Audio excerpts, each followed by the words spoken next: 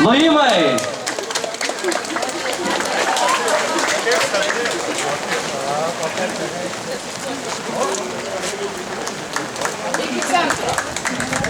Lojam, kol pamatysim toli horizonte. Išvežė meras, labai gerai. Čia trumpo. Na ir kokie įspūdžiai, gal pasakysit porą žodžių važiuodamas?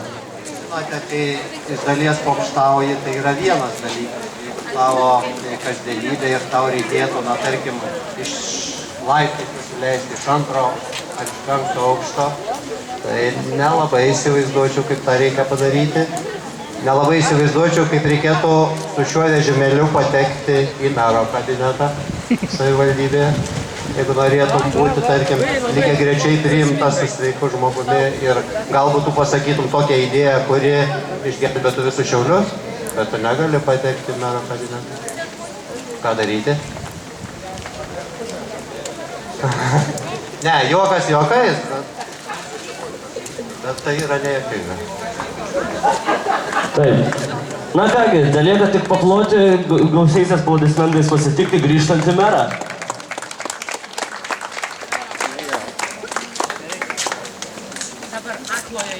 Ačiū merui, o aš dabar noriu pakviesti, tikriausiai todėl ir prašvito, kad aš noriu pakviesti čia Lietuvos Respublikos Seimo narę Rimą Baškienę tarti sveikinimo žodį. Paplokim mūsų žaviai damai.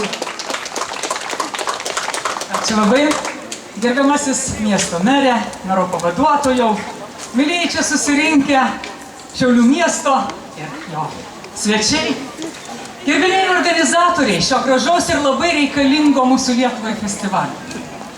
2 kadencijas Lietuvos Respublikos Seime dirbau socialinių reikalų ir darbo komitete. Bet patikėkit, puikiai žinau ir suprantu problemas, su kuriomis susiduria neįgalieji. Labai džiaugiuosi iniciatyvomis, kurios vyksta.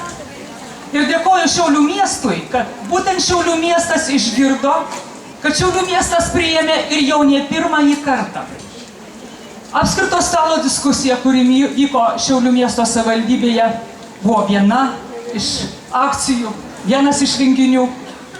Štai šitas renginys, kuris vyksta dabar, vėl labai prasmingas ir reikalingas.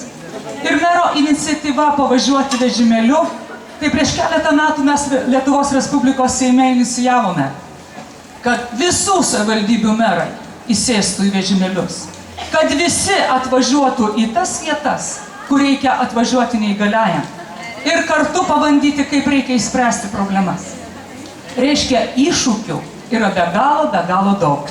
Todėl mes labai gražiai sutarėme su jūsų renginio organizatoriais, dar tada kalbėdami Šiaulių miesto savivaldybėje, kad tęstinumas pradėtų renginių turi būti labai nuoseklus ir ilgalaikis. Kad kartas nuo karto turime spręsti ir labai operatyviai.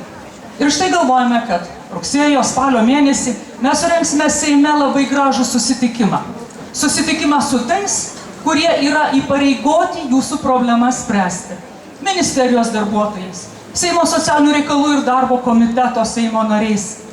Tad būtent toje institucijoje, Lietuvos Respublikos Seime, turite būti girdimi.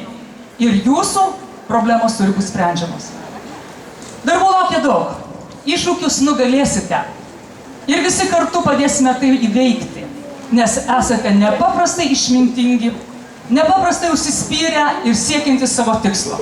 Linkiu kuo geriausios sveikatos, didžiulės sėkmės ir gražaus bendradarbiavimo mums visiems, kad Lietuvoje visiems gyventi būtų geriau.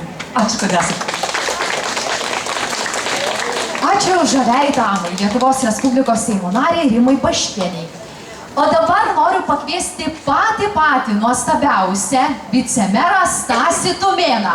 Jis dar pats ir nežino, kad jam reikia žodį tarti, bet mes kviečiam čia jį plojimais, jis tikrai ką nors pasakys.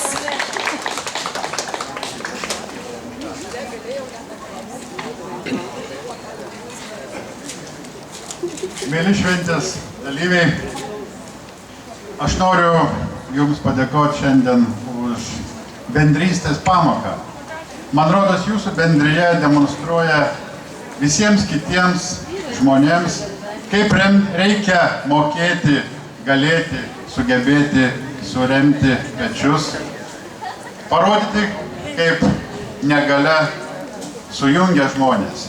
Ačiū Jums už šią šventę, ačiū Jūs, kad Jūs papuošėte Šiaulius, praturtinot Šiaulius šiandien naujais atspalviais. Jums šiandien geros likusios šventės. Ačiū vicemerui, pačiam nuostabiausiam, paplokit jam garsiai. Ir dar norėčiau pasakyti vieną tokį svarbų dalyką, iš tiesų. Ką šiandien mes šio festivalio metu dar darysime? Ogi išlankstysime 1000 drugelių su dalyvių norais ir svajonėmis. Japonijoje drugelis simbolizuoja tai, kad žmogaus gyvenimą yra geriausia. Ir pamatyti drugelį tai yra laimę nešantis ženklas. O štai senovės Indijos legenda byloja, kad drugelis tai dvasia, kuri pateko į rojų. Dievas pasiuntė ją į žemę, kad ši atliktų paštininko vaidmenį. Ir drugeliui tyliai sušnabždėjus savo norą, jūsų pageidavimas ant peteliškės sparnų bus nugabentas tiesiai pas dievus. Ir visos svajonės būtinai išsipildys. Visose religijose ir tikėjimuose drugelis teigiamas simbolis, kuris neša į geresnį gyvenimą, nes žmogaus gyvenimas prilyginamas vikšrui, kuris iškentęs viską patampa gražia ir skraidančia būtybė. Taigi kviečiu visus jūs šalia Živilės, vat jį pamojuos ranka, ji talkins jums ir parodys, kaip reikia išlankstyti tuos drugelius, užrašyti savo norus ir aš tikiu, kad tie norai išsipildys.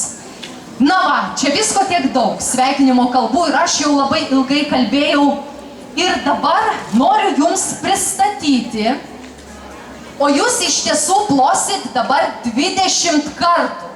Nes Šiaulių miesto savivaldybės globos namų padalinio Goda spalvų muzikos orkestras švenčia 20 metų jubiliejų. Taigi pradedam 20 kartų, nesustodami iš eilės. 1, 2, 3, 4, 5, 6, 7, 8, 9, 10, 11, 12, 13, 14, 15, 16, 17, 18, 19, 20 ir vieną ilgą valio. Tai ką, jie ir pirmieji pradeda Šiaulių miesto savivaldybės globos namų padalinio Goda spalvų muzikos orkestras Spalvotas lagaminas arba 1000 metų vadovė Natalija Pugačienė ir Ilona Budavaitė ir solistė Agneta.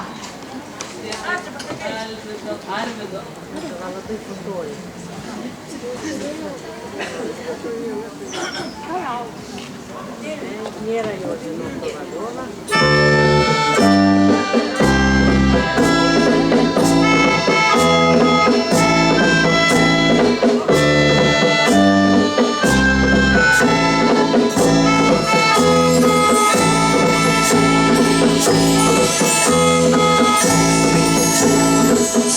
Paklausykit, sniego balionui gaučia, trilušia laiva, trilušia laiva.